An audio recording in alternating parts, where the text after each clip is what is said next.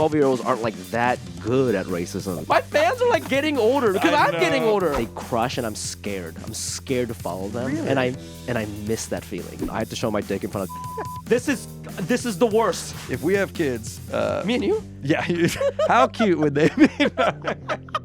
My guest today is a very funny comedian. He has done stand-up on The Late Show with Stephen Colbert and The Tonight Show starring Jimmy Fallon. He also was a writer for The Late Late Show with James Corden. His IMDb page is quite long. He's also touring right now, so make sure you get tickets to see him. Please enjoy my conversation with the very funny Fumi Abe. Today's June 12th, Friday. This is That Sounds Like a Lot.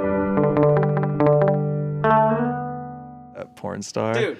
I don't know how often that gets brought up. That wasn't the first thing I saw from you. I saw like a lot of your stand-up, but like that clip is so, even, first of all, the joke you say is really funny, but just like you like sitting there is like my favorite. I like watch it every now and then just to laugh because it's like you're just sitting there like, It was just like, I was getting fucking railed in the yard. Dude, it was just so crazy. It was, and it's crazy because I feel like my comedy can be a little horny too, you know, sometimes, Sure. but like that was like space. so crazy. How did you get involved? What was that? Well, so that wasn't even my podcast. It's the other guy's podcast, and like LA is just like that's what makes it so funny. It's so obvious you're not like it's in not my charge of show. this. You're just yeah, there, I'm like, just there. You're like, what the fuck am I doing here? It's so funny. Yeah, because I think like it's what's nice about having a co-host is like when the other person's talking, you can come up with like, another question to ask. Yeah. So I was trying to do that, but she was just saying the craziest story ever. So that was your buddy, and she was the guest. She was the guest. Yeah, Oh I was my like God. helping him be a Have co-host. you by chance seen this clip of Fumi when he's on a podcast with a porn star? No. It's so funny. I'll make And you I'm watch just, like, it. so Oh, okay, I uncomfortable.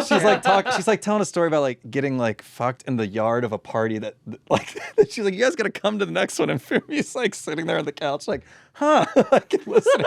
It's very good. Yeah, it's one of my favorites. But no, I've known who you were for a long time. Okay. Yeah, that's I don't know cool. if it was TikTok or Instagram, but it was like all your stand-up clips are so Oh, funny. great. You're Well, very, I'm glad- very funny. Thank you. And, I'm yeah. glad somebody's watching them. That's Yeah. good. That's good. Does it feel like you're throwing it into the void sometimes? And Yeah, but I'm like trying to get better at like I'll just leave it up. Even if it's bombing, I just leave it up. I yeah, leave dude. it up for my own mental, you know? 'Cause Oh, I yeah, don't want to dude. be that guy who's like monitoring performance of content every time. I'm pretty good about that too. Also, now I'm like, you know, even when it bombs, if one person comments like, I just got tickets to Phoenix, I'm like, it's worth it. It's Yeah. free marketing. You're you know? promoting dates constantly.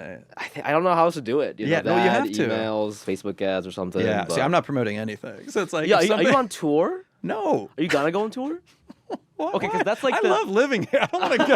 I don't want to do. I admire what you do so much, but I like Well- look at like I see like the end of your video and it's like 19 cities in Oh, 2 yeah, months, yeah, and I'm yeah, like, yeah, yeah. Jesus Christ. Well, okay, the only reason I bring this up because Yeah, I've been what's up? opening for this like TikTok guy. That's sort of where my life is at right now. What? I'm opening for this TikTok guy. He's very nice, but he has a huge audience on TikTok. Do I know him? I'll tell you his name later. He's very cool. Okay. And Funny? Yeah, he's funny, but he does like, you know, I think the way you blow up in social media is you have to be super niche. So he does like, he used to be like a nurse or like an ER tech or something. So Okay. he does like ER tech comedy. So Okay. I don't think it'll work in like a regular club or like a regular show. Sure. But he His has his is- audience, and so it's like, and it's all nurses and it's all people in medical. and you do like 10 minutes before. yeah, that? and it's fine, and it's I have a lot of fun, and it's really cool, and I really like working with him. But I was just like talking to him this past week when I was opening for him, and like this is what I realized is the difference between like somebody just doing regular comedy versus like somebody who blew up on TikTok and then Yeah. does comedy afterwards. Is like he's thinking business, right? So the reason why I bring up touring is Yeah. because it's like it's just like a revenue stream for him. Yeah, And he yeah, was talking yeah. about like, oh, I'm gonna like one of my other friends is he rents a boat and he throws on this like boat fest. Like he like using his followers, he does like people a cruise. come to that? Yes, and that's how he makes his money. He does this like cruise thing once a He year. must be massive. Yeah, these people have millions See, of followers. I think if I tried to do something like that, it would be humiliating. Yeah, but you're not that far off of. I mean, I'm not boat. I'm not saying, boat. I'm not saying do a cruise. Yeah, I was like, Yeah, but I'm just saying like people Go think on a of tour, go people on a- think yeah. of tours as like a revenue stream. Yeah. It's just like another way to make money, and it's like so Yeah. interesting because I don't think that's how most of my friends think of touring. It's like Yeah. an aspirational thing. We probably make most of your money from touring, right? If I'm writing, then it's a smaller portion of the pie. Sure, but if sure. I'm not, it's like a consistent. When's the last basic time you amount. wrote for something? I was on something last year for like 20 weeks. Okay, well, Yeah. can we talk about it? Yeah, I was on. So they're making a TV show, animated TV show based on a TED IP. Oh, the bear. Yes. Yeah, and they're making like an animated version of that, which looks like Family you Guy. wrote So I on was that. on that. Oh, yeah, for that's 20 weeks. smart. Yeah, it It's was all cool. Seth MacFarlane, right? It is that world for Dude. sure. And then like all the cast, like Mark Wahlberg's in it and Amanda Seyfried, and like even the smaller parts are going to like Jason Mantzoukas. Like they just have so much fucking money. It's Awesome. It's so crazy. But yeah, so I did that and that was cool. Made some money. Those jobs are great. Yeah. I haven't had a writing job in fucking Well, forever. that's the thing. I have nothing this year. So that's why I'm like touring. Now you're pitching like these crazy cities. Yeah, I'm trying to buy a boat. I don't know. Yeah. You know? No, I've thought about touring. I just don't know. My hope is that this will do something. Yeah. And then it'll be like, oh, I'm doing the That Sounds Like a Lot show. Like I'm doing it in like 5 big cities where I could book you if I was in LA to come on. Yes, you know, like yes, something where I can go to yes. cities where I know there's a big comedy scene already. Yeah. But the idea of me doing like an hour in a smaller city, I'm like, I feel so rusty in that world. Yeah, like, I don't think anyone should really want that. I think the people who want that are sick. Like, I think we're sick in the head. What is it you think? I don't know. It's just like other than is it just money or is it like no? There's no money really. In the bigger cities, there's money, but the smaller cities, like if you don't sell, you like. I love talking about money. I have a podcast about money. But anyways, sure. I'm always like, I feel this is like, I'm not that successful in comedy, but I'm really good with money so that I don't always have to work. You know what I mean? I kind of. Some other friends, they like blow up, but they spend, and they have no money and they're in debt. Whereas like, I'll have a couple writing gigs and I just make it last like forever. You ever blow a big check after TED? What did I blow my money on? I mean, like, I thought about buying, like, rims. I'm like, who am I? Rims? This is not... Okay, this that's is... LA. That's LA as hell. I know, but it's like... But I have a Prius. Like, it's not even... Oh, dude, no, we gotta but get I just thought it'd be, like, funny, but... money changes you, man. You get a big paycheck and you're like, maybe I need rims. Like, I would never even think about that if I lived in New York. LA culture is so funny with cars. Like, I remember I lived there for a summer in college, and I remember I've never heard so many people just talk about, like, what kind of car do you have? Or what And now I live here, and I've never thought about owning a car, and it's like... Yeah, the display of wealth is really interesting. I will say, like, even, like, fashion, people... It's like, I think in New York, people are wearing expensive clothes, but it looks like it was $7 at the thrift store. Yes. That's like the style. Yeah, it's like a $3,000 effort to look style, homeless. Right? Yeah. Yes. Yeah. But over there, it's like, it's very gaudy. Like, if you buy Gucci, it's got to say Gucci on the shirt. I remember this one lady I had like a meeting with one time. She was wearing a dress that said Fendi like 1,000 times. Like, nobody would wear that in New York, but probably it's very important to like show your wealth and it's much more performative out there, I think. Yeah, which kind of like goes against my whole philosophy with money and stuff. Yeah, but you don't like, strike me as someone who's like running around flashing your. Yeah, but I don't know. But sometimes I'm like, I don't know. My therapist is very turbulent, but I go back and forth on all this stuff. You know, I'm just like, am I not successful because I don't feel like. Because I can do something celebrate like that. Do I not buy? Like, yes, I don't need a Porsche because my parents have a Porsche. I don't feel like that's not something I want. You know, but like, is there a part of me that's like, oh, do I not deserve a Porsche? You know what I mean? Like, do you ever play that game of like? Yeah, a little bit. I don't think I know how to be that successful. That's the problem. If I did, like, I'm doing fine. Life is good. I'm getting to do this. But like, if I like hit like the next big milestone, I don't think I would.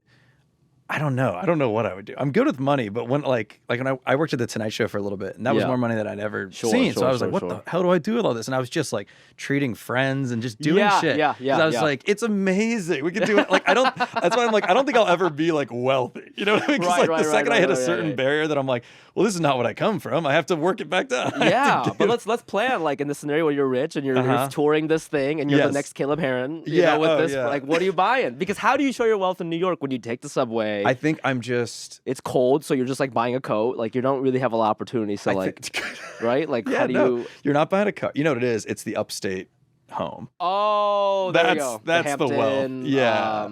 I don't need to be... Vacation, where do you summer? Yeah, where do you summer? It's I don't need the Hamptons necessarily. I would prefer, like, a little cabin, an hour north of here, maybe on a lake, or maybe with a pool. Oh, okay. That would be Are you like an East Coast kid? Yeah, kind of. Where'd you grow up? Pittsburgh area. Oh, interesting. Because I like never got the appeal of upstate. Because I went up there one time and I was like, this place sucks ass. Like, I hated like all the Catskills. It sucks ass, bro. I do not care. The trees suck. The mountains suck up there. Like the food sucks. The cabins are like 1,000 years old.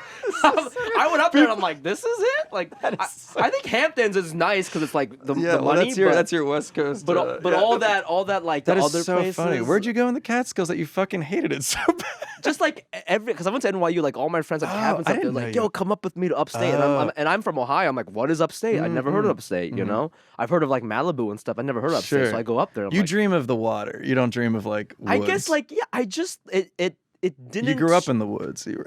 Yeah, it just didn't strike to me as like there was nothing like. It didn't show wealth to me, like I'm on vacation kind of thing, even though I'm sure those homes are expensive. I will say every time I've gone upstate, there is an element of Jesus Christ, like we're going to be just driving around on the winding roads. Like, logistically, it's not a perfect place yet. But I think these people who like aspire to the Upstate, they have like nostalgia there. Like, maybe they went there as a kid or something, so they're like they think it's worth them more than what it actually is. Yeah, you know? Like some of my good friends just bought a place up there like last year. And we went up there a couple times, Chloe, and it's so nice. Like, we loved it. We had a great time visiting. They have like this home they're renovating. It's not like anything like, this is not like a mansion or anything. They're just, they're like us. They're just people making it work up there and figuring it out.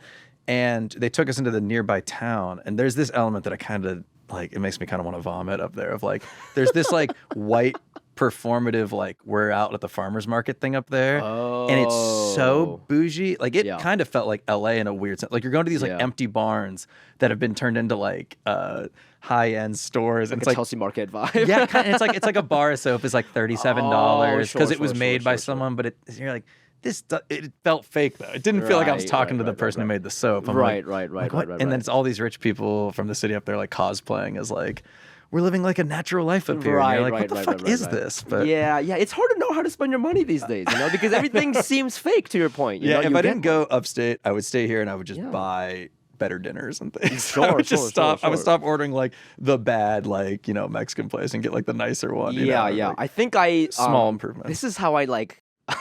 There's a couple things I started doing. Like when you make money, your behavior changes, which is how I knew immediately money is like bad for humans. And I can see why like billionaires act the way they do. Because me, making like a little over 6 figures for the first time in my life, I'm like, whoa, there's a couple things I started doing is I started being more lax with parking tickets. I'm like, I'll just park here. Yeah. $70, I don't care. The peace of mind. Yeah, dude, I got money. That's pretty baller. But it's like stupid. Like I should be investing, but it's like, I can afford this. You're doing the same thing I do though. You're like, I know I can let the money go down to a certain level because I'll be okay. I've done worse. Yeah, but I'm not like getting anything from the parking. It's just like me being like, I can't find a spot. I'm Koreatown, so I'll just get a ticket.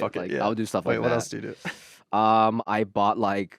It was like a bit I used to have a long time ago, but I think it's also because I'm an immigrant, I feel bad spending like a ton of money, so I just started buying like the nicer rice at the grocery store. That's the one that's like $10 more than the regular one you buy. Like stuff like buying for friends. It's the friends thing. Like, I got a lot of joy out of that. Yeah, same. Because my friends would be like, "Oh, I love Rich Fumi." Yeah, because that's literally what people used to call me Money Matt when I worked at the Tonight Show. Money Matt. Yeah, Money Matt. And you would think these jobs pay $1 million. They don't. You still have jobs and things you got to do. Yeah, there's plenty of people. I've plenty of college friends who made way more than me. But it's just more money relatively. Yeah, the problem was we would be at the bar, and I don't know like bar culture in LA, but like we'd be there like till the end of the night. And then the check would come out and I'd be like, guys, it doesn't matter. Yeah. We're having a blast. Woo, Money Matt. And the next day I'm like with my girlfriend, I'm like, who picked up the tab? Did I? She's like, yeah, you were like so, everyone was so thankful. And I was like, oh, fuck. That's like, so funny with staff writer money. That's like that you never know when your contract's ending, but you're like, woo. The funny thing about us too is like, we're the level of like successful, but not like super successful. There's lots of people that have done staff writing jobs for 20 years straight. Oh, yeah. We have like 1 year. We have like 1 year. We're like, yeah, exactly. Popping off. This is how I know, like, if the job ends and you're like, for sure. Like, if this pops off, it's going to be the end of your life. You're not going to you're going to be buying Money Matt will be back. Yeah, Money Matt. I love that as an alter ego for you. It's good, man. I would love to see him again. It's been a while. That's your, like, Aziz had Randy. You have Money Matt. Yeah, that's exactly what it is. I like it, though. I like being generous when I can be. Yeah. I don't know. There's something fun about it. Anyway, so wait. I want to know about you're from Japan. Yes, I was born there. Born in Japan? I don't think I knew that. I was born there, and when I was 8, I moved to Ohio. Where in Ohio? Columbus. Okay, cool. Yeah. Pittsburgh's kind of close. Maybe. Yeah, I applied to Ohio State. Oh, you did? Yeah. We're for what? Just like it was like I don't want to say it was my backup, but like just like option near home, like because the school I went to was in Tennessee. What's the one? Vanderbilt? That's it, but not where I went. The amount of times this comes up where I'm like, I went to school in Nashville, and people say Vanderbilt, and I'm like, flattered you think I got to Vanderbilt, but I was not. Wait, I only thought that. Okay, first of all, I was very intimidated coming on here because I was like watching your stuff today because you're like an intellectual comedian, man. Fuck off. You're breaking down politics and TSA, and you're taking down TSA, It's so corny, and I'm like, isn't oh shit, like I'm a dumbass. Like I read like one book a year, dude. No. Like I'm screwed. Dude, no, stop that. It doesn't.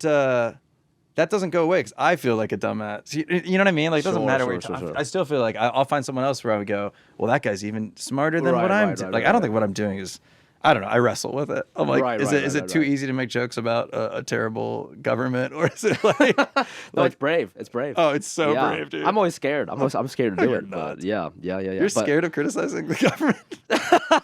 I think I think I think it is an immigrant thing for sure. It's not fear. It's just sort of like I think a lot of people grow up if you grew up in a house where your parents are like Bush this, Bush that, you sort of see that as a kid. Wait. Bush this, Bush that. We like him? Whatever. Either way. Either way. Okay, sure. Right? Like whatever. Well, what'd you grow up with?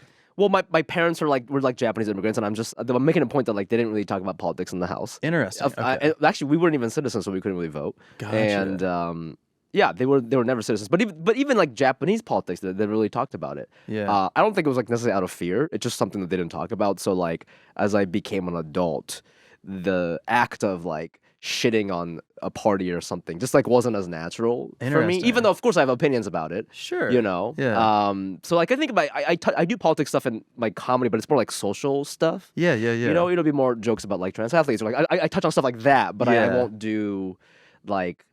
Yeah, like Kristi Noem's husband. Or whatever, no, I mean? that's a type of brand online that I can't fully go into. Sure. Where I'm like, this is just like when it's so stupid, and embarrassing, and it's obviously like there's one right opinion on this. It's kind of like feels like you're just like shooting fish in a barrel.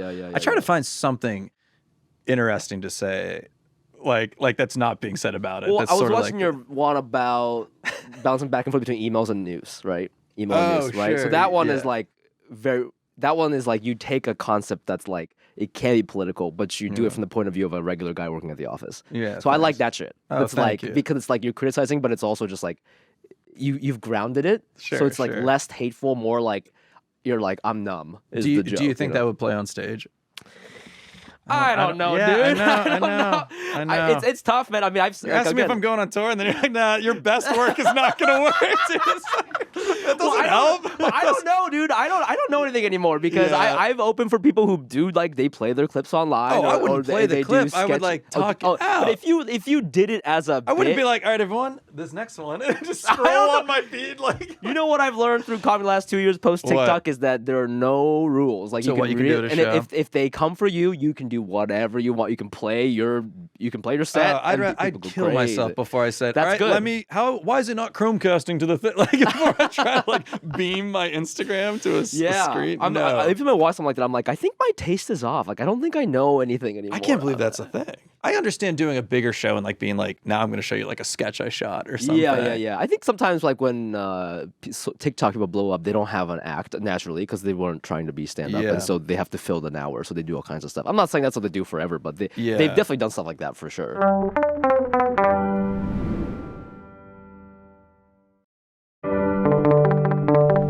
Yeah, that's an interesting thing. The people that like explode and then it's like the agent manager combo is like, you got to get out there. Like, we got to sell.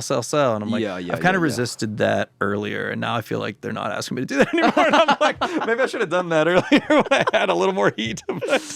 But I'm figuring it out. You got to go on tour, man. Yeah. So wait, what was it like growing up in Columbus? Because that's very similar probably to my background of like Western PA. Like Midwest, nice Christian middle class white people. It was fine. I mean, I obviously like looking back, I think there were a lot of like little like microaggression-y things that like made me who I am today. But like for the most part, like I moved when I was so young. I was like 8, so I think like there's a magical thing that happens before you hit puberty, like 13 or 12. Like there's a magical moment where you like everybody's just trying to play basketball, so like you don't really like get a ton of like discrimination. I think like no, just get set the pick, dude. Set the pick, pick and roll. I don't care what the color of your skin. Yeah, 100%. We need a rebounder on the and then like around like 6th grade when people start having crushes and stuff, like that's where some of that, like you start to notice some of that. But I remember In like what way did it manifest? Yeah. but like again, like I think like 12-year-olds aren't like that good at racism either, you know. So like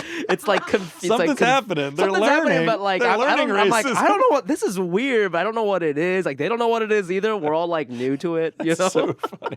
Were there a lot of other like Asian Americans in your school? No, it was just like me and my sister mostly. Yeah. There's some maybe other Chinese kids or something, but like very very few of us. And yeah, but you know, I think like I think that's why, you know, I started trying to do comedy things. Like I didn't even know what comedy was professionally until I got to college. But like I think I just learned how to like be funny, so I would stop to get picked on. Sure, you know? sure. That was a thing. Yeah, because I wasn't like really good at sports and stuff, and like I was okay at school. So did you play sports in high school or no? Oh yeah, I did. High school. College? You played sports in college no, too? No. Oh, I was like, we're starting with the way you said high school. I was like, damn. Oh no, I was going lower. I played like lacrosse for a little bit when I was younger. You were really trying to assimilate. I know. I was like, white kids love me. Yeah. That's the wow. I'm trying to cradle. You know?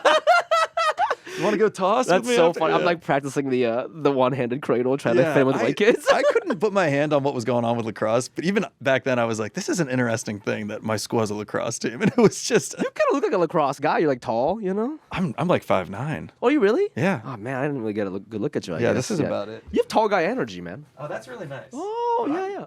Oh yeah, you kind of look like me. Yeah.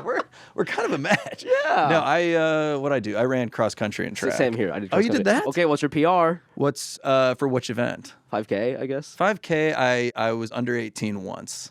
Oh, that's pretty good. I was okay, that's but really I wasn't. Good. I was like, I had a school where kids were like in like the 16s and you're right. That's like the varsity kids. Yeah, right? and so I was always like just trying to hang. Yeah, I think my best was 18, 15. Okay, so weird. But if you think we about would have been best friends if we went to high school together because we would have been running at the same pace. Yeah. We would have been finishing the intervals and be like, this fucking sucks, man. I just want to go play video games. Like cross country is like such like it was a fun memory, but also like weirdly not painful. But so talking about like the bad racism thing is. So I don't have hair on my legs, or like I didn't. I have a little bit now. Nice, but like not a lot. I don't have a lot. I don't have a lot. I only have like a little bit. No, but sure.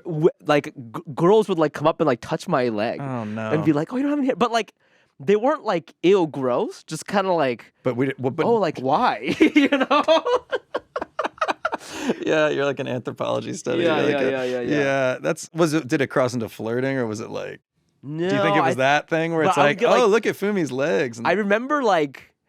This is how, but like I also like didn't understand racism, so I'd go home and I would be like, I would count the legs, and the next day I would show them at gym class. Like I have like 7. Who does that? You know what I mean? That's a guy who knows something's wrong about how he's being treated, but doesn't know how to like really respond to it. It's like, no, I think you're incorrect. I actually have 7. That's so funny. Cross country is high school cross country is a weird thing to talk about with people who haven't done it because I'm like, it's a weird sport. Like you're was by it co-ed yourself. for you? Yeah, it was co-ed for me too. Yeah. And it was like kind of a horny time because you're like, oh yeah, because you're just seeing everyone in like short shorts and you're taking these buses on the weekends in the morning and you're all like taking naps. Like it's just like there's something about it that it was like it wasn't a sexual awakening by any means, but you're just like it's a very weird, different sport than I think most. Like because it's like all the other ones are gendered. Yeah, exactly. You're very. Dude, there's no way they could do this now, but I did something called every summer we had something called Camp Hammer. It was a cross country camp. Camp Hammer. Cool. It was hosted by our cross country coach. We would go to his house, all of us, like 30 kids. We would sleep over at his house for like a week. A week, bro. Yeah, that's literally. Crazy. And he would like feed us and stuff, and like we like sleep in the garage and like sleeping bags and stuff. I mean, and, it sounds really fun. It was. Like, I mean, again, so like nobody was. That guy was probably our age. Like he's probably coach? 36 at the time. No, I think it was like older. I think it was like 40 or something. Okay. But I don't know. It's hard to know age. So you go to Camp Hammer. Yeah, but it's like, can you imagine someone doing that in today's climate? 30 kids over, not even for a day, a week, bro. If my child came home and said they want me to go to Camp Hammer this summer, I'd be like, absolutely. Who's in charge? This old man. Yeah. No, dude. Did it ever get raucous or was it just? It was fun. I mean, like, there's like nobody's getting drunk or anything. Yeah, I didn't know if it was like middle school. So sure.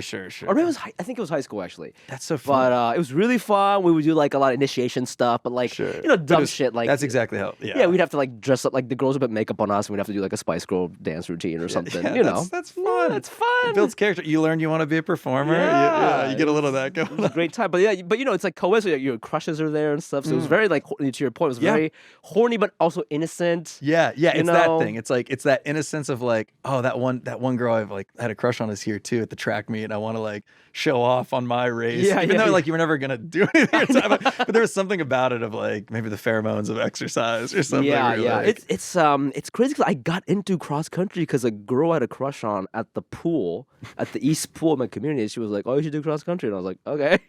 Wait, she did it? You like joined to like? Yeah, and I was like, I just wanted to spend more time with. What's her name? And I was like, yeah, and I did it. And then she like quit immediately. And I was like stuck. You became a varsity letterman for love. This is first. She went to a different high school too. Like I never saw her after middle school. Oh, that's so funny. The things you do because you're like, this is gonna be awesome, and this is my way in. And we don't have smartphones. We have no other way of spending time with each other or seeing each other. But that's like that was that was real influencer shit back in the day. In person, IRL influencer. Yeah, you gotta join the cross country team. Yeah. That's so funny. What were your track events? I was an 800 guy. Oh, I didn't do track. Just cross country. Cross country was fall. Track was spring for us. Okay, yeah, that's how it was. Yeah. So. But then you were playing lacrosse. Oh, lacrosse was. You were playing lacrosse in the middle. Lacrosse was spring. Got it. And then when I got to high school, I only did cross country for 1 year, and then I joined the marching band. Whoa. Because I was like pretty serious about music. I was like music for comedy. You should and play like a song. We've been trying to play songs here. No one plays songs. What'd you play in marching band? What was the instrument? I played trumpet. Cool. You're like, whoop. Yeah. Well, Fumi, have I got a surprise for you? But I didn't want to do marching band, but I liked playing trumpet. But they had a rule where if you didn't play a fall sport and you were in band, you had to join the marching band because marching band is all about numbers. They needed people. So it was really lame, so I had to do marching band. You hated it? Yeah, it was kind of embarrassing, man, because you can't even go to the football games to socialize. Oh, yeah, because you got to wait to go out and do the halftime and show. We had something called third quarter, which is the band kids' third quarter don't have to play. So the band director was like, oh, go ahead, like go see your friends or whatever. But like you were wearing your fucking marching You got the band. hat and everything. Yeah, I got the hat, and I'm like, hi Chelsea, like, there's no. That was game. me out there doing a Michael Jackson medley. Whatever the fuck it was. Yeah, dude. I have an older brother who played in the marching band, so I got dragged to every marching band competition and stuff. Yeah. So I was steeped in marching band culture. And that's a whole world I didn't even know existed. Oh yeah. I thought we just played for the football team. They're like, nah, we have our own event. Yeah, and you've got like Olympics to attend. Yeah, it's like, oh, this year's theme is like somewhere over the rainbow. And I'm like, what? It's like we're like moving around making rainbows, and it's like a theme, and there's so like, funny. I mean, it's like a whole thing like drum corps. I learned what that was. It's like a whole industry there. Yeah. Do you play trumpet anymore or no? No, I quit after high school. Oh, that makes me sad. Yeah, but I still remember the fingerings and stuff. Okay, sure. Yeah. But I also played like guitar and drums. I was in a band. Like, I was really trying to do that in college. At NYU? I never thought I could like make it, but like I wasn't like a band. We were so pretentious, dude. I mean, we're the same age. Remember, like when we were in college, like there was a rise of like folk music, like Bon Iver, Fleet Foxes. Yeah, like, of course, that was huge for me. We were trying to do that, so like we would tell people that are like, so my band was called Brother Goose. You're like quite literally Fleet Foxes. And we would tell people that our genre was organic folk. I swear to God, bro. Brother Goose is really good, man. Yeah, man. It was good. I play on Mother Goose, a little folksy thing going on. So you would say you were organic folk, and what defined organic folk? Well, we didn't have a drummer. because we're limited resources folk. Because in New York, you can't like.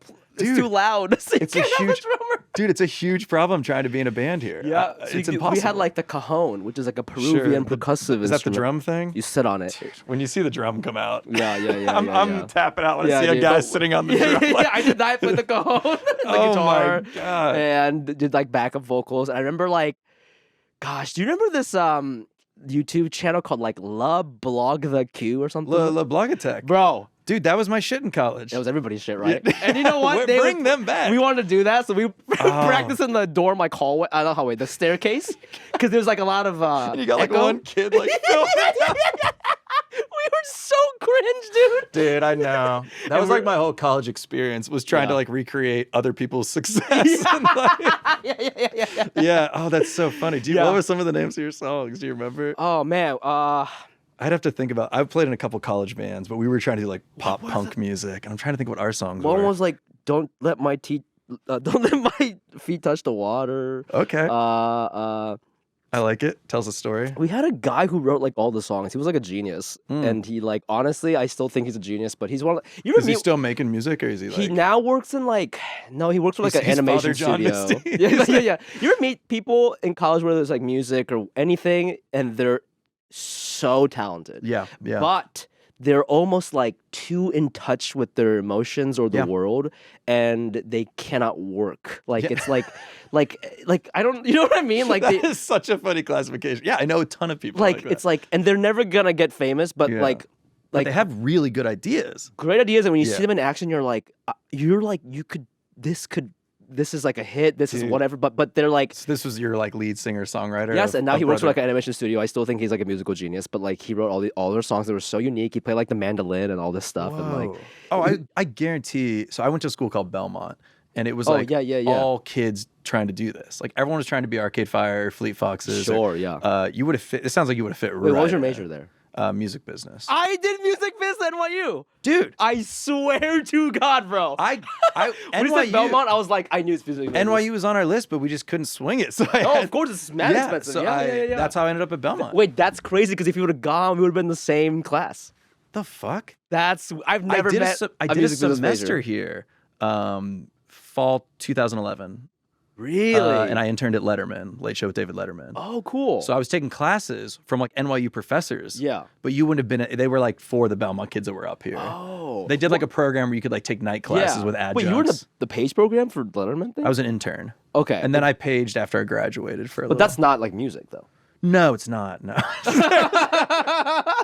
At that point, I was doing comedy. I was doing stand-up in Nashville. Oh, you were? Yeah, and I was doing like sketch comedy on campus. Oh, so you were trying to you were finishing the major, but you were doing comedy. Yeah, I was happy to do the college experience. Sure, but I think at that point, and I still write songs and do music, but like, it was sort of becoming like, I want to write comedy. Yeah. I want to work at. Oh, so you've been doing comedy for like a long time. Yeah, dude, it's taken forever to get kind of good. Yeah, no, you're great. Yeah. No, I didn't start till I was like 24. I had no. I mean, that's about when I would say I started like serious. Sure, college stuff. I can't imagine what I was saying on stage. Yeah, Zanies in Nashville. The music business was like it was interesting because like halfway through I was like, I don't think this is. No, same. But then what was your goal when you did it? I'm curious if it's at all like mine. I was like doing music. I was in bands, and I wanted to do something in music, but I didn't have the balls to be like, let's do performance. Dude, exactly. And then like, route. it's like, oh, business. Like I was just working, I'll do like A&R or something, or like publishing. But then you go and you're like, I'm interning for these labels. And it's like, I think New York at that time, we were going through this weird thing with interns where like, like I think it's the same thing with fashion. They lure you with the cool industry in the name. So it's like, oh, come intern for Sony or Vogue or whatever. But you get there and you're like doing like stupid ass work and they're not paying you. And like, I got there and like, I just felt like, the work I'm doing, like, yeah, sure, I'm selling Adele's album, but the work I'm doing, I could be selling toilet paper. Like, I can't tell a difference. And I'm I was like, sending some emails and I realized like I like music, but I don't want to be in the business. I like music. I like playing. I like consuming. Yeah. I like creating.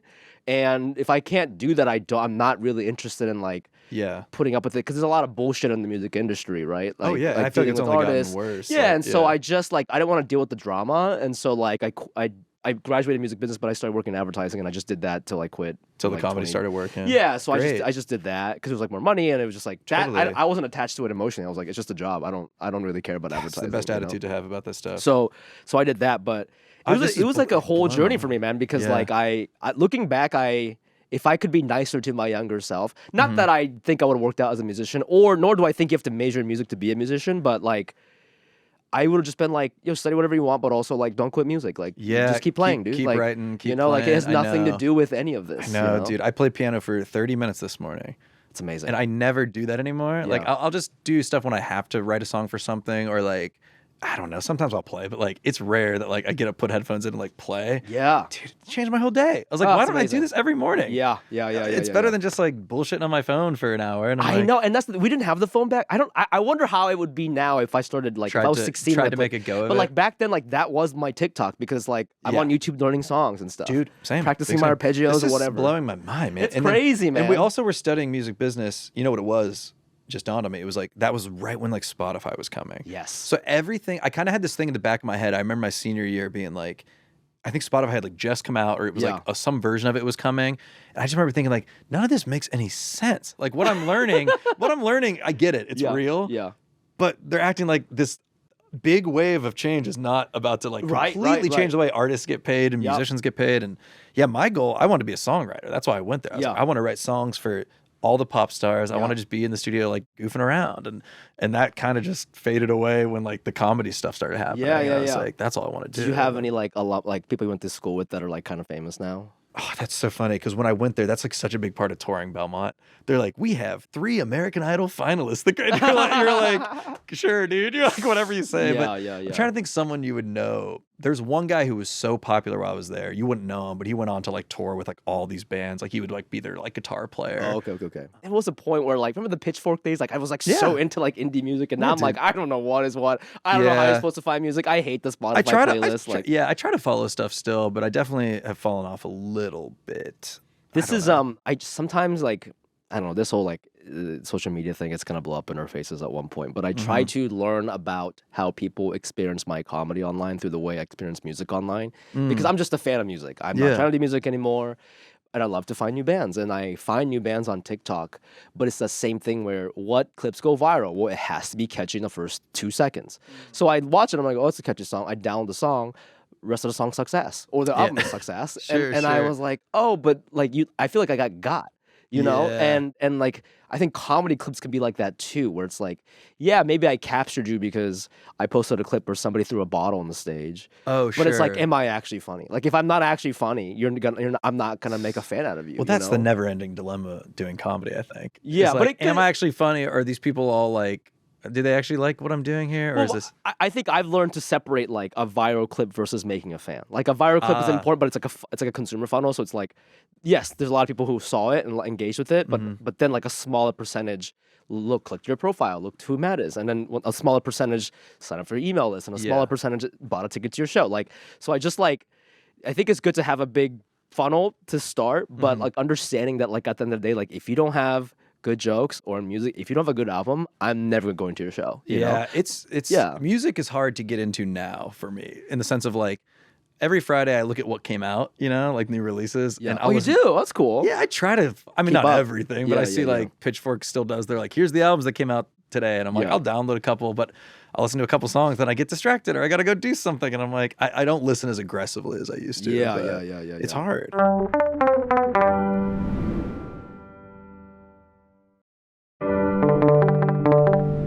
Do you feel in touch with your fans? Like, do you feel like you have a community? Yeah, I think so. It's weird because I was never like, I'm still not that big, but like before all this social media stuff, I had a podcast that was like moderately successful. And what was the pod? It's called Asian Not Asian. And our whole thing was like, it's 2 Asian guys not from Asia talking about American issues no Americans care about. And I kind of remember this. I kind of remember like, this.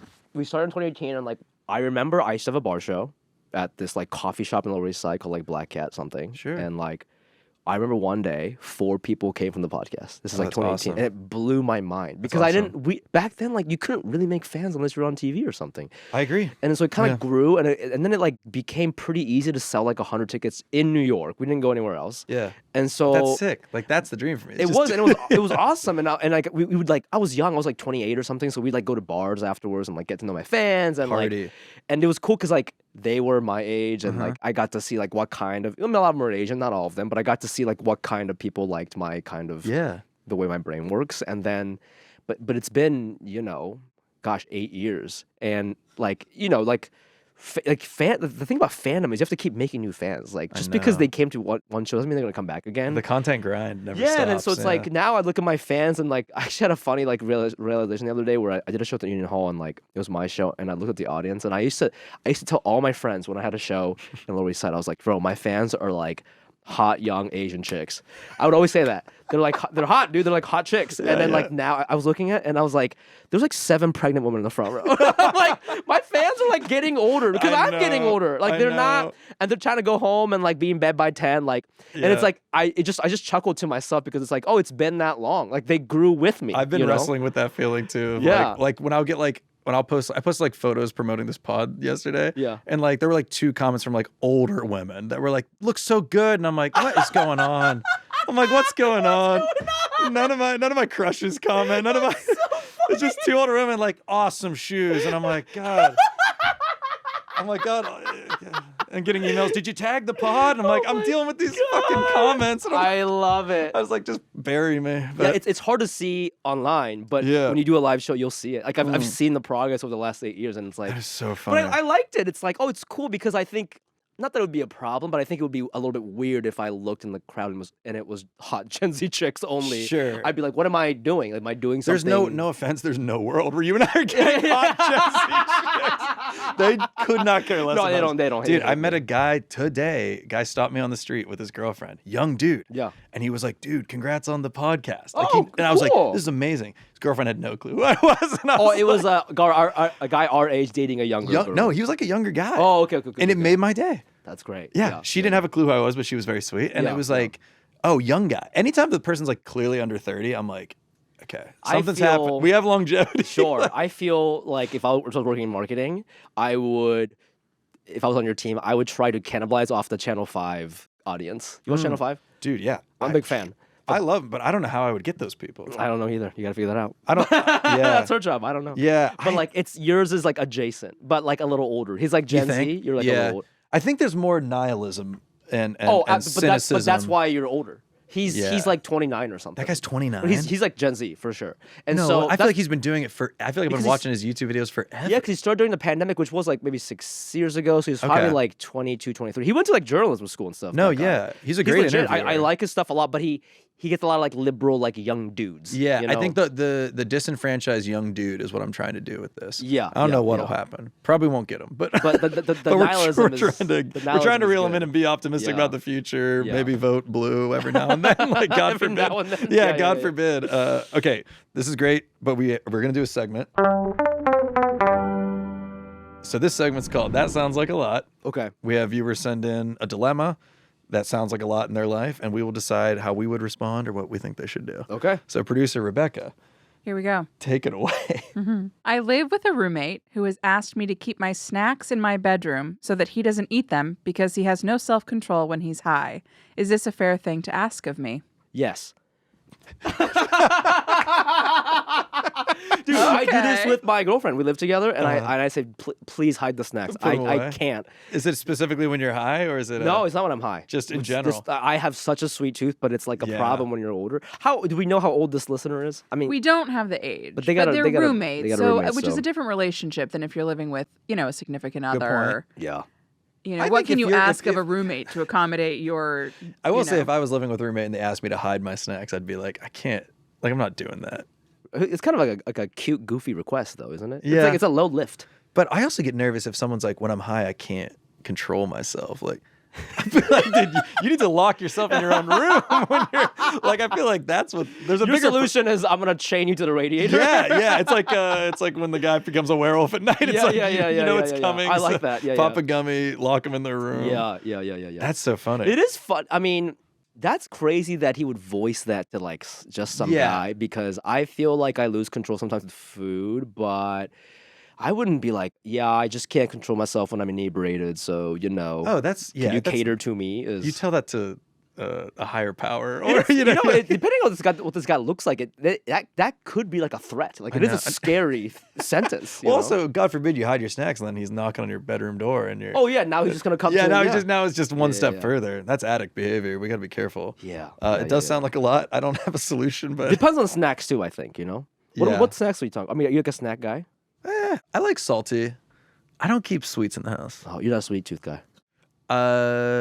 Occasionally, like if I'm out somewhere and a place has a good dessert. My girl leaves town, I'll buy a cake from Whole Foods. Not a whole birthday cake. Yeah, sure. I make them write the whole thing. Look, you make them right. Yeah, for my daughter. Fumi's weekend alone. Fumi's weekend alone. Just slice it into it. I'll eat the whole thing, bro. Yeah, I think I had that when I was a kid. Like I loved going to Dairy Queen. I loved cakes. I loved all that stuff. But now I'm like, if I'm working somewhere, I'll go to like a nice like bakery or something. I'll get a cookie or something. Oh, okay. But in the house, yeah. you know, I barely cook. What's your relationship to cooking? Are you? I cook sometimes. My girlfriend likes to cook, so we eat a lot at home. I think I actually curious to ask New Yorkers. Like I feel just because everything's going up right now in prices, I find myself eating out less and less, and it's like partially financial, but also like the more it goes up, the more I expect from the experience.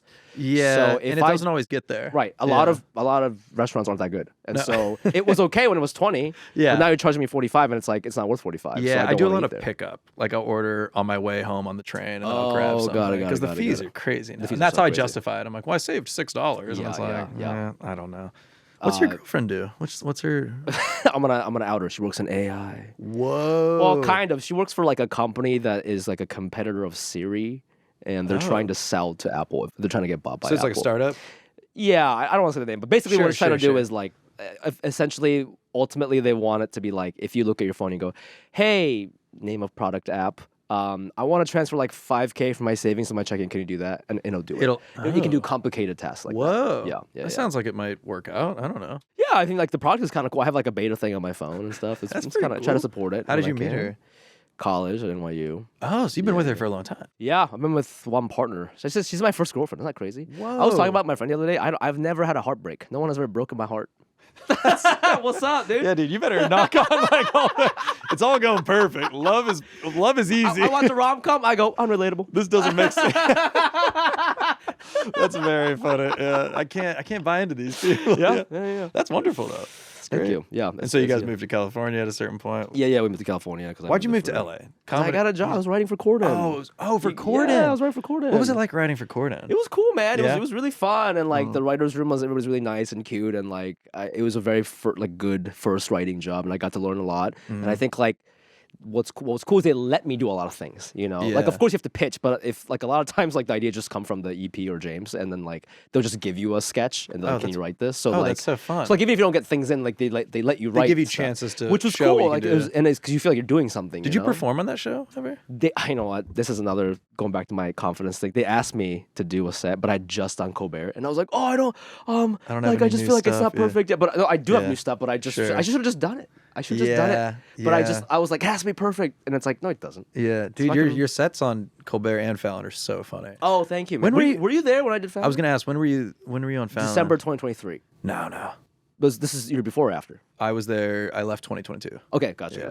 What was the experience like doing that? Fallon? Yeah. You know, the booker had prepared me for everything that was going to happen, including what Jimmy would say to me and what story he. Yes, and he's like, he's gonna do this bit. Yeah. And he told me the thing, and he did it word for word, and I wish he didn't tell me that because I know it was a good story. Do that? But I was like, it's a good story, and I would have loved to hear it for the first time. But now it's like somebody told me the bit, and I saw it live, and so it's like now I'm like. You're like fake laughing for Jimmy. You're like, yeah. Hey, I Penn and Teller, huh? Yeah. That one. The Penn and Teller one.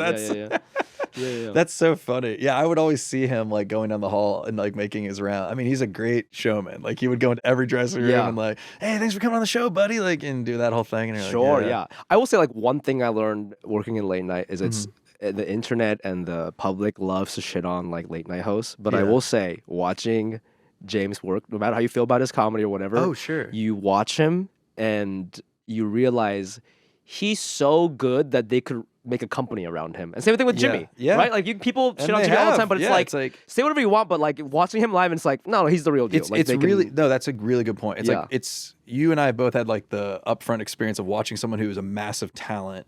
And sure, maybe they could be doing something more exploratory or more like, I don't know, avant-garde or whatever, but it's like, they are wildly good at what they do. Absolutely. And some entity has figured out how to like bottle that and give it to the masses. And it's we're in the business of show. It's like, hey, it was cool. It was cool to watch and watch them work and stuff for sure. Yeah, it's always fun to watch the Roots work. Like they're sick. Sure. I'm trying to think who's. Oh, so did you know like Reggie Watts and stuff? Yeah, Reggie was so there. Cool.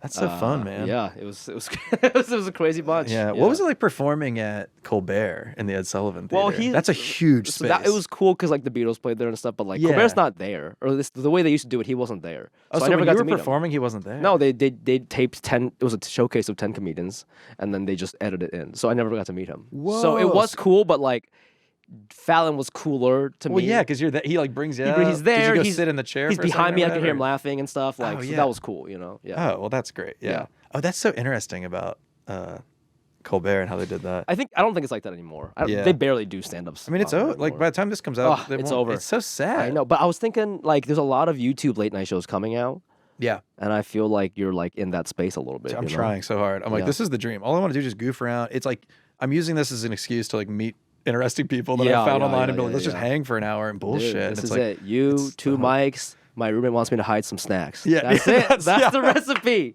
That's the we're fielding recipe. dilemmas from Yeah. people, milking every last thing I can get out of my. This is my your carpool follower. karaoke, man. Yeah. Did you always want to write in late night, or did it kind of No, like fall into your lap? Not at all. I think everything in comedy. At one point, I was like, I could never do that, and then one day I wake up and I'm doing it. Yeah. And so I've like learned to like. I don't want to get too emo, but No. comedy has been like a very like it's less about success and money for me. It's more like I'm learning how to like believe in myself like every year. Wow. And like literally I used to be like I could never do late night because I'm an immigrant and I don't know like Oh wow. I don't know a lot of like American things sometimes. Like I don't grow up watching like certain movies and stuff. Sure. And so like I wouldn't get some of the references, but like James isn't American, so he doesn't know them either. He landed you at know? the So perfect. like so it's like there's always like a weird way to get in and stuff like that, Yeah, right? exactly. And I was there for like a little over a year, and I learned a lot of things, and then like, now I know how to do late night stuff. I Yeah, learned how to yeah. do it, Yeah. and then And now it doesn't exist, but it was Yeah. we developed a very intense skill it's set. like being a blacksmith. yeah. Somebody taught you how to be a blacksmith in like 10. It's like I don't know when blacksmiths were a thing. We were like the last blacksmiths before like they made like the assembly line. And we're like, what's that? What's that shit over there? Like, are we in trouble? Yeah, that's gonna make it a lot quicker. Oh damn. That's funny. That's I'm really like, good, dude. yeah. What's the goal in stand up right now? Is it like do you have an hour right now that you're touring? Yeah, Or, I like, would love to like home my hour. I mean, I think I've had an hour because I've been touring for like 3 hours, but I always change it every year, and like it's not a completely different hour, but I'm always like changing older jokes, and I would love to film it at one point, but like I was gonna ask, like, do you have a special? Sorry, I for not. don't, but like Yeah, I didn't think so. could make one and put it on YouTube, but like I just like. I'm scared to like put it out because I don't have like a big YouTube following, so I'm like, Dude, I've got nothing on there. right. Yeah. So like I'm starting a podcast soon, and I'm hopefully like that picks up, and then like Cool. I can just release it on that channel or something. And I don't need like 1 million subscribers. It just needs to be Yeah. active, where Oh, I'm yeah. consistently getting views on things, so that when I release it, there's a chance at it getting Some- at least some- however many views. I don't need 1 million views, but like I you don't want to put in all the work and then feel like the day after you release it, like what? Well, people need to see it, right? Yeah, That's yeah, my thing. Is yeah. like, and I think I need to be strategic about that. So that's the only reason why I haven't really done it. But I would love to do something like that, and I would love just touring on a bigger level is always my goal. you Yeah, know? yeah, I love it. I love touring. I don't want to do like smaller shitty cities anymore, but like, But Do you have like, a favorite city to play in? We like Chicago. Chicago was a fun time. Dude, I need to go. I haven't been to Chicago in so long. Oh, dude, they would love you there, dude. Yeah? They're so down. They're liberal, but they're like down. They're drunk, dude. They have a problem. That's my dude. crowd, dude. Liberal but down and drunk. Yeah, dude. That's like that Channel 5 energy. You know what Yeah, I mean? yeah, I do love it's that like, energy. It's like drunk but liberal, Yeah. down. Yeah. But I love. But people say stuff about like like SF or Seattle. They're so liberal, and like Portland. I love those cities. Like they've been Oh, great. yeah. It's like. I don't know. I think it's always a little bit fun for me to try and do a joke that I think they wouldn't like there to see if I can get away with it. Yeah, yeah. I love getting away with stuff. I get off on it. So, Sure. like I love doing that, Do you like coming back out here though? Like seeing your love- old spaces? Because, dude, everybody's very good here, very serious about their work and Yeah. hustling, and I need that energy. I feel like, I don't know if you're this way, I feel like I've always been this way. I'm a 3.5 student, no matter what school I go to. Yeah, So you can yeah. put me at Harvard, or you can put me in community college. I'm 3.5. Yeah, So that's which really means if I funny. don't put myself in a room full of people who are Dude.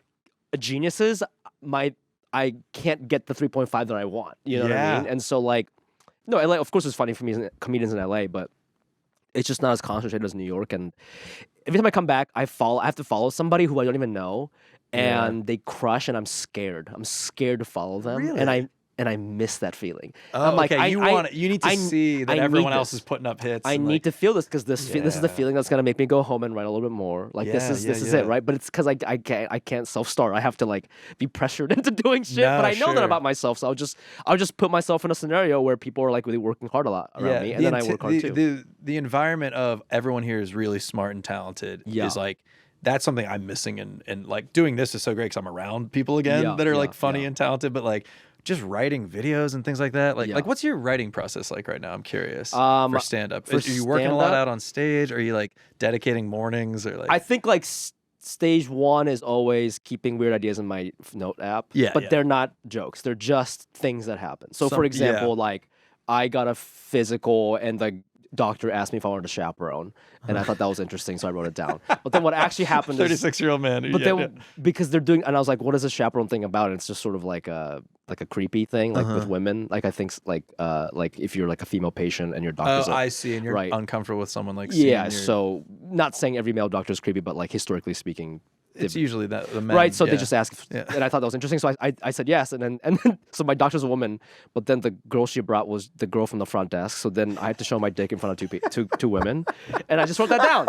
I wrote that down because I'm like, this is the worst. This is the worst, funny. Right? That is so funny. You have to flesh that out. So then I write that down, and then I just think about like, how did I feel? Like how did I feel exposing myself to the lady at the front desk on accident? What exactly was embarrassing about it? Like what could have gone wrong? Like I just try to ask myself questions and I talk to myself. So like that's how I kind of write. So I can never like write with no idea. I have to start from like something weird happened. Sure. Luckily that was like a funny thing that already kind of happened and I could unpack from that. Funny. But sometimes it could just be like, oh, someone said this to me and I thought it was kind of interesting and I don't know what's funny about it. Sure, but that's a good place to go to. That's kind of where I try to go to too. Is like if I notice something interesting in the world or something that happens to me, I go, how do I really feel about it? Like I try to like, it's like almost meditative. You have to like think about it and really try to go back into it and be like, because the emotion is the angle. So many times, like that's the problem, but it's like late night jokes, monologue jokes. There's no emotion, or sometimes there is if you can write in the voice of the person. But like, what makes a stand-up joke different than like a regular word association, which is what a late night joke is. It's just a puzzle. Sure, right? Yeah. Anyone can say it, and it's funny. Is like your feeling about it. So if this happened to you, you would have a different feeling than me, and that's why it's funny because it's your response to it, right? And so. That's what I love about stand-up. So like I always try to write down like the emotion. I write down a thing and I go, what's my emotion for this thing? And I try to think about like, okay, so if it's embarrassment, like why? Am I insecure about my body? Like not necessarily, but what is it? You know, let's explore more about it, you know? Like was it and then it's like, oh yeah, like the chaperone was like giving me like a weird look the whole time, and I thought that was weird, you know. Yeah, well, and then I want to be there either. Right, but then I was like, well, you're not even a doctor. Like, why are you looking at me? You know what I mean? Dick out arguing. Yeah, it's like you're like a receptionist. Who asked you to be here? Me? Sorry. Yeah. That's so funny. You know, so it's like, so then it's like, oh, I can flip it. It's like, oh, I'm being creepy. Like you're being creepy. You're not even a doctor. Like you're not even. You're looking at my dick recreationally at this point. You know, like. So like these are like this is how I like break it down, you know. Yeah. I love the idea of you like asking for a chaperone. It's such a funny when she walked in, I was like, no. Is there anyone else? Like, is there anyone else? Yeah, is there like another guy? Like, but is there another guy? But also like, who's the ideal chaperone? Like someone who makes you feel nothing? Like I don't. She brings in a chaperone because she wants one. So now there's like 4 people in the room looking at your dick. Yeah. I'm sorry it's come to this. Yeah, exactly. No one wants to look at my dick alone. We need multiple witnesses. Yeah. Oh, that's so funny. How do you write videos? Because I always felt weird about sketches. When I have to do sketches for packets, I'm so scared because I never think of sketch ideas. It's always stand-up or like TV ideas. I never think of sketch ideas. I think that's why what you said I think is so smart and resonated with me. It's like because it always starts from an emotion about something, especially if I'm doing something about the news.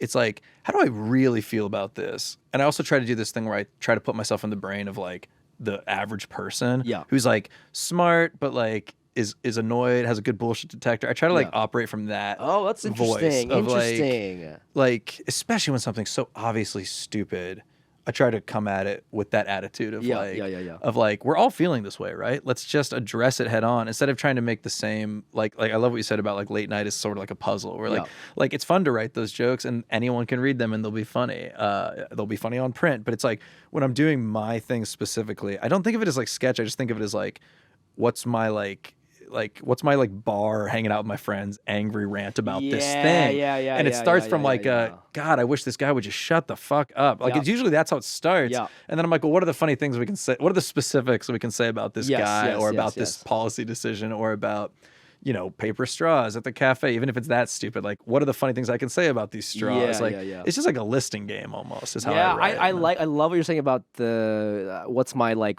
guy renting at a bar, because you're almost giving me an environment for this rant. It's like it's not just a joke. Now the way you're saying it, I feel like I'm just with my homies now, you know, like that's like the hope is that it feels that way. When you change the context, it changes the joke too for the better, you know. That's really smart. I'm gonna use that. Yeah, I try to think of it as like if you're at the bar with your friends later and you saw my video, you would like quote it without saying you got it from the like I try to write in the language of like the average dude talking. You know what I mean? And then throw in little more punchliney things when I can without it feeling too. Yeah, now that you say like your rants have a stand-uppy vibe to it. Oh, thank you. Because like those are my favorite stand-ups, is when it just feels like they're talking. Yeah, you know? yeah. And that's very hard to do. But it's easier when there's no one in front of you and you're just looking at your phone and just walking because you're just talking to nothing. But yeah, I'm trying. Okay, we end every episode by trying to get a few predictions on the record. So I'm going to ask you to make a couple predictions. Okay. And we'll see if any of them come true. Okay, ready? If we have kids, me and you? Yeah. How cute would they be? No, if we have kids, if we have kids, will they learn how to drive, or will everything be self-driving by then? Would the next generation get their driver's license? So you're talking 16 years from now. Yeah, it's not a math problem. No, it is a math problem. The next generation. This is a case study, and I'm interviewing for Google. Have you been in a Waymo? I have not been in a Waymo. Dude. Me neither. I think that by the time, if you had kids right now, by the time they're 20. I don't think they're driving. They're not driving by 20. Right? I think by 20, they'll be 80, I would say 70 to 80% self-driving. And then people will drive as a hobby. Yeah. This will be like how people wear like the wired headphones. Yeah. Like Gen Z will drive because they want to like, it's like the headphone thing. Just to do something different. Yeah. Do you like driving? I do. Yeah, I don't.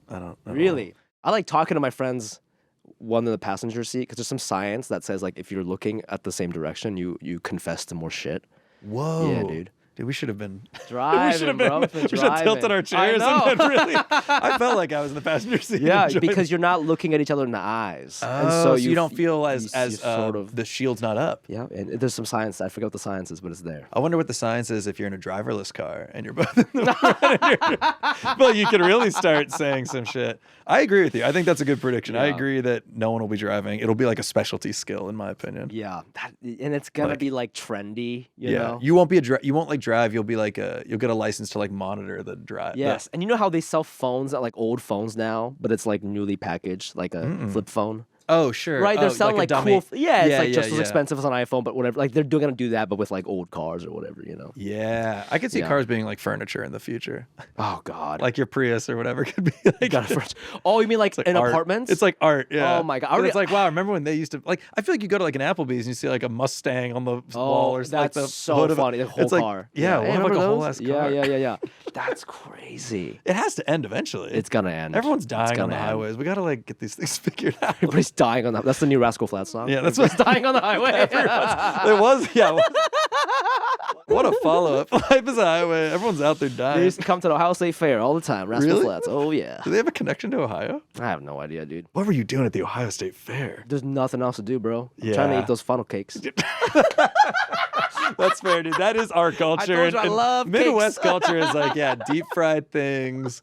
Like a Ferris wheel that might fall over at a thing. Yep, dude, I grew up that same way. Okay, one last one. Will we ever see an airline that does standing room only, no seats? Oh my God. I literally was like just ChatGPTing this because I was on a flight the other day and I was like, this seems way smaller than usual, like the seat. And like, just the and they showed me like a chart of every year the inches decline. Like they're shoving more people in. I think they're gonna and eventually. theoretically they're like, it's so we can fit more people and lower prices. Nope, prices are going up. Doesn't matter. It's all about the gas.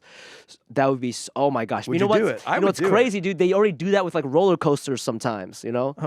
Well, I think that's like intentional. That's like. You ever drive the Superman at Six Flags? I haven't been to a Six Flags in many Come years, on, man. but You I'll gotta get out there, dude. I went to Dolly World a few years ago, Dolly Parton's theme park. And are the roller coasters scary there? Yeah. Okay, and they have a standing only one. They had one where you're kind of like laying down. You know what I mean? Yeah, they're already doing it. Yeah. They're doing it with the amusement parks. How dude. often do you go to Six Flags? I went to Legoland the other day. By yourself? No, I with my nephew. Oh, okay. I was like, there has to be a chaperone for this. Okay, did the nephew go nuts? That's a crazy thought. What, the seatless plane? Seatless. I mean, you know what? I bet if it was like a $30 flight, I would only ever do standing. Okay, I'll tell you how it goes down in Japan with certain like bullet trains. Okay. They have, for the cheapest one, you can do standing only, and you hold on to a thing. Okay. But those trains are going like 250 miles an hour. They right? are, but they're traveling a distance, so it's like less about the speed, more about the time. I think, and I think like how long could you do this? For me, maybe like 45 minutes if I can like lean on a door. Sure. Yeah. You know, I mean, I couldn't do like a New York to LAX flight.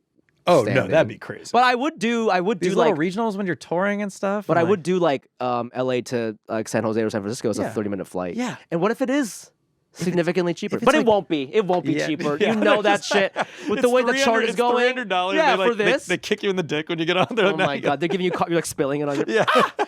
It's hot. I like it for the sake of what it would. I'm sure it'd be fucking hilarious being on a plane where everyone's kind of just like everyone's.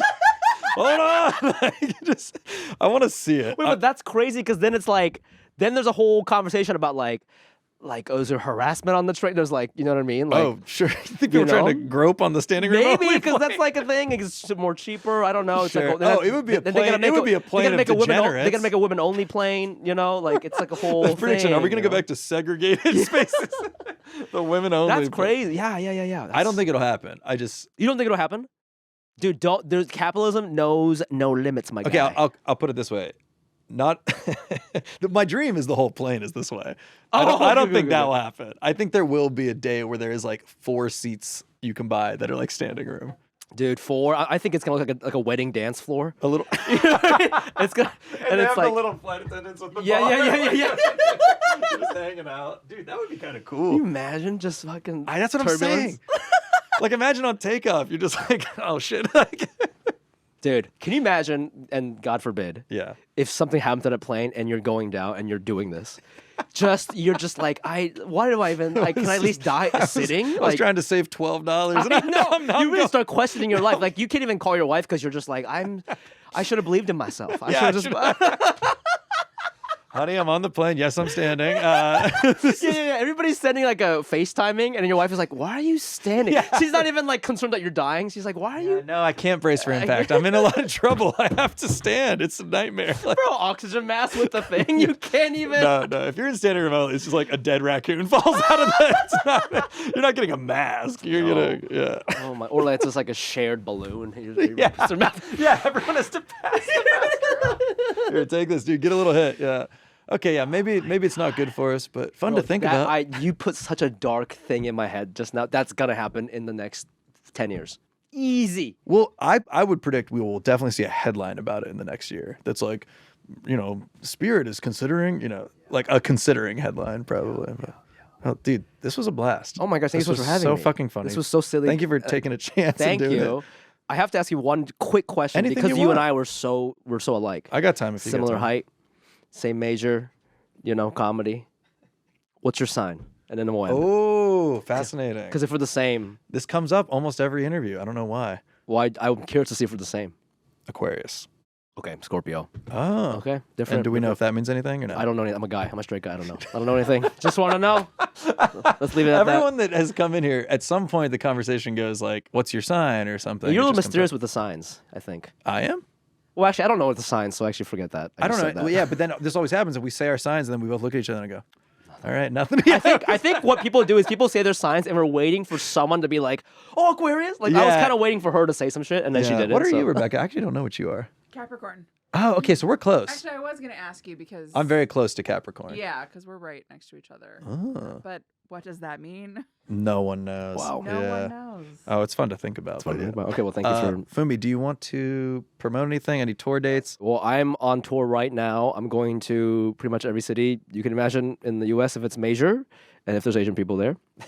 So please just go to my website, fumiabe.com for tickets, fumiabe.com. And also follow me on socials at the Fumi Abe. That's TheFumiAbe. Perfect. Thanks great. for coming on, Thanks dude. for having me. This was so much fun. It was so great meeting you. Great.